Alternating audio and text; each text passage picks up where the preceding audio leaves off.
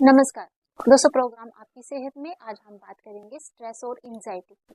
दोस्तों, कहा जाता है जो स्ट्रेस और एंजाइटी होते हैं हमारे दिमाग की वो कशमकश होती है जो कि हमारी ओवरथिंकिंग, डर या फिर मल्टीपल थॉट्स के साथ बिलोंग करती है। वैसे कहा तो जाता है कि स्ट्रेस ना लो, लेकिन कर पाना उतना ही मुश्किल होता है। क्या आप जानते हैं स्ट्रेस और एंजाइटी का जो असर होता है, इफेक्ट होता है, हमारे सिर के बालों से लेकर पाँव के नाखूनों तक देखा जाता है। जो ना सिर्फ मानसिक बीमार हमें करता है बल्कि कई तरह की फिजिकल हेल्थ पर भी इसका प्रभाव पड़ता है। आखिर क्यों होता है स्ट्रेस, क्यों होती है एंजाइटी, कैसे इसे रिड्यूस किया जा सकता है, आज हमें जानकारी देंगे डॉक्टर मनमीत सिंह जी, जो कि professor and head of department psychiatry एस्कॉम hospital Jammu है। सर, आपका हमारे प्रोग्राम में स्वागत है। बहुत बहुत शुक्रिया मैम। सर, हर तीसरा व्यक्ति जो है वो स्ट्रेस या एंजाइटी जैसी जो समस्या है उसका शिकार है। सर, हम आपसे ये जानना चाहते हैं कि आखिर जो स्ट्रेस और एंजाइटी होती है इसे आप कैसे और कब लेबल करते हैं? ये ऐसे आमतौर पे देखा जाए जो स्ट्रेस एंड जो थोड़ा बहुत घबराहट का है, this is a normal part and parcel of human nature and human life का। तो अगर किसी को थोड़ी बहुत भी किसी चीज़ के बारे में कोई तनाव या कुछ सोच नहीं रहेगी तो बंदा कुछ लाइफ में कुछ कर ही नहीं पाएगा। लेकिन जब ये लगता है कि ये एक्सीड कर रही है और इसकी वजह से started causing some kind of physical and mental problems, तो उस वजह पे हमें इसका थोड़ा देखना पड़ता है कि इसको अब रोकथाम के क्या उपाय हैं। पेशेंट को अवेयर करवाना कि इसके आगे जाके आपको क्या क्या कॉन्सिक्वेंसेस समस्या हो सकती है। सर, ऐसे लक्षण क्या आप हम इमेजिन कर पाते हैं कि हमें ये समस्या हो रही है, लक्षण क्या है जो ओवरव्यू लक्षण होते हैं? इसमें रहता है कि हमें अनचाही सी घबराहट होना शुरू हो जाती है। हम आराम से एक जगह पे टिक के बैठ नहीं पाते हैं। हमें दिल की धड़कन तेज होना शुरू हो जाती है। सांस हाथ पांव फूलना शुरू हो जाते हैं, ठंडे पड़ना शुरू हो जाते हैं। उसके साथ हमें अपने आप पे विश्वास नहीं होता कि ये मेरे साथ ही हो रही हैं चीज़ें, या को पर्टिकुलरली टर्मिनोलॉजी है वो हम यूज़ करते हैं साथ में। और इसकी वजह से फिर हेडेक की समस्या शुरू हो जाती है। उसके बाद डाइजेशन की प्रॉब्लम आना शुरू हो जाती है। जो फिजिकल सिम्टम्स हैं और उस पे हार्ट रिलेटेड है, छाती में चेस्ट पेन, भारीपन, बाजू की एक तरफ जाना शुरू कर देता है पेशेंट। इसमें काफ़ी ज़्यादा फिर प्रॉब्लम महसूस करते हैं। उनको लगता है कि हमें हार्ट अटैक की शिकायत तो नहीं हो रही। वो कार्डियोलॉजिस्ट को विजिट करते हैं।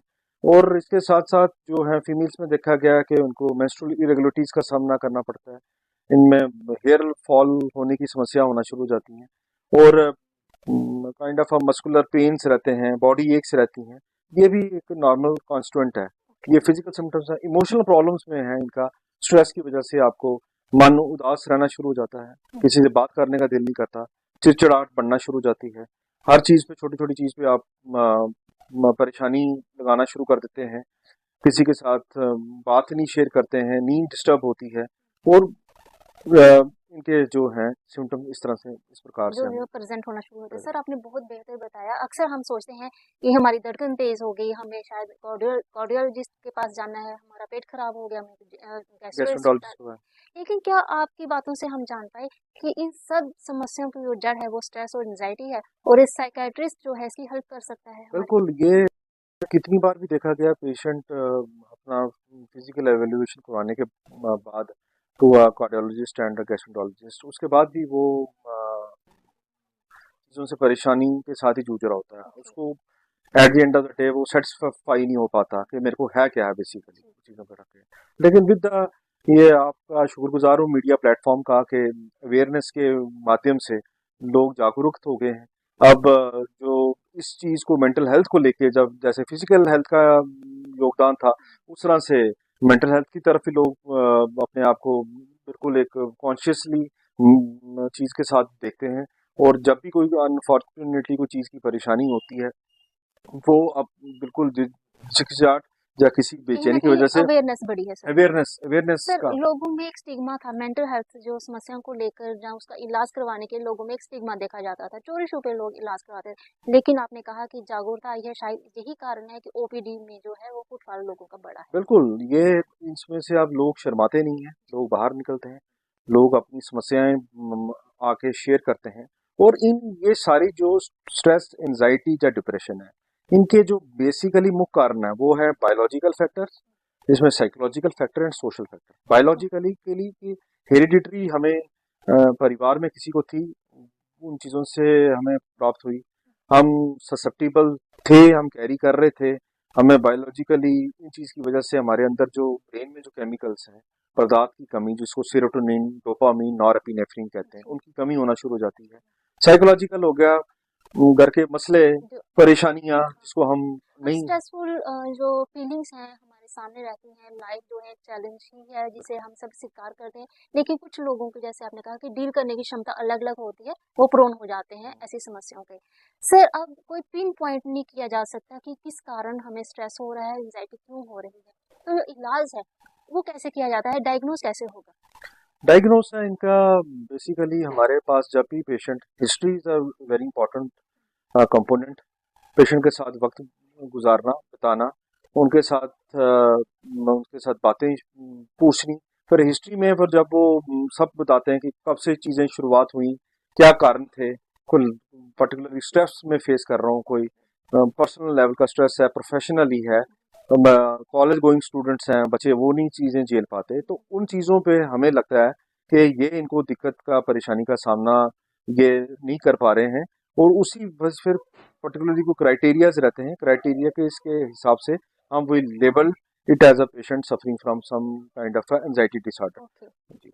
सर जैसे कि आपने कहा कि इसका इलाज है, राहत पाई जा सकती है अगर किसी को समस्या है, तो जागरूक होना होगा, फैमिली में अगर किसी को है, अपने आसपास किसी को है, तो उसको लेकर इलाज के लिए प्रेरित करना होगा। सर आप क्या देखते हैं, अब अगर आज की बात की जाए तो बच्चों में भी स्ट्रेस देखा जा रहा है, सोशल मीडिया का कितना इम्पैक्ट रहा है इसमें? इसमें बहुत बड़ा है, क्योंकि द कंट्री लाइक इंडिया, जहाँ पे जो हमारे स्टैट्स हैं जनवरी 2024 के, इसमें कोई 462 मिलियन पीपल हैं जो सोशल मीडिया को यूज़ कर रहे हैं। अराउंड 1.12 बिलियन पीपल हैं जो सेलुलर मोबाइल फ़ोन का सेवन करते हैं। फेसबुक का ऑलमोस्ट जो हमारी ज़िंदगी में है योगदान सबसे ज़्यादा है, 73%। उसके बाद 19% है इंस्टाग्राम और यूट्यूब वाले।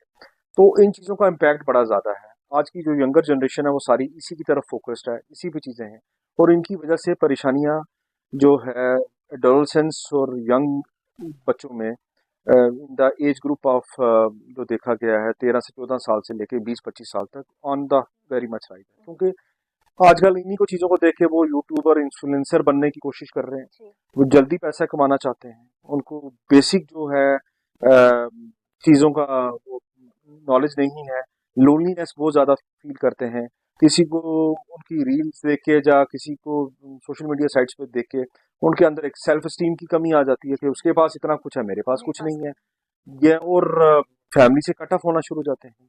तो इन चीज़ों को, और कोई ना कोई इस तरह के शिकार बन जाते हैं कि साइबर बुलिंग के जी। चक्रों में फंस जाते हैं, जी। लोग इनको परेशान करना शुरू कर देते हैं। जी।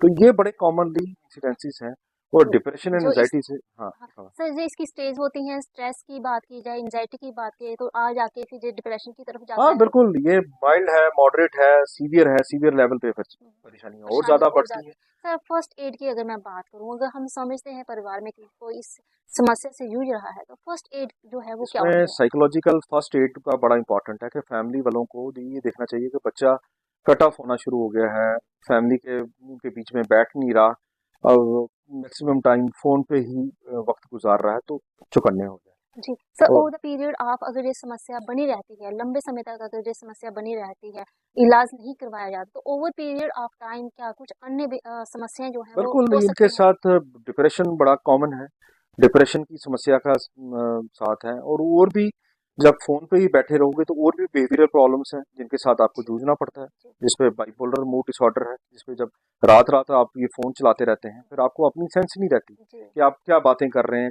क्या सोच रहे हैं, अनाप शनाप करना शुरू कर देते हैं, तो वो ये इन चीज़ों के साथ हमें दिक्कत का सामना करना पड़ता जी। है, ये इनका इम्पैक्ट्स है। इम्पैक्ट्स हैं जो जो आगे देखने को मिल बिल्कुल सकते हैं। बिल्कुल। सर आप आज आपने हमें जो स्ट्रेस, एंजाइटी और डिप्रेशन जैसी समस्याओं से बचने के लिए जो लोगों को एक प्रेरित करने की ज़रूरत होगी, फैमिली को अपने बच्चों को लेकर खुद भी जागरूक रहने की ज़रूरत होगी, और आपने हमें जानकारी दी, आपका बहुत-बहुत शुक्रिया। दोस्तों जाना आपने, डॉक्टर साहब ने बताया कि अगर समस्या लंबे समय तक बनी रहती है तो वो ना सिर्फ मानसिक हमें बीमार कर सकती है बल्कि हमारी जो फिजिकल हेल्थ है उससे भी उस पर इफेक्ट देखा जा सकता है। सो हमेशा जागरूक रहें अपने परिवार को लेकर, अपने आप को लेकर। अगर किसी कोई समस्या है तो इलाज कराएं ताकि आप राहत पा सकें। इस प्रोग्राम में इतना ही, अगले अंक में फिर हाजिर होंगे किसी और विषय के साथ।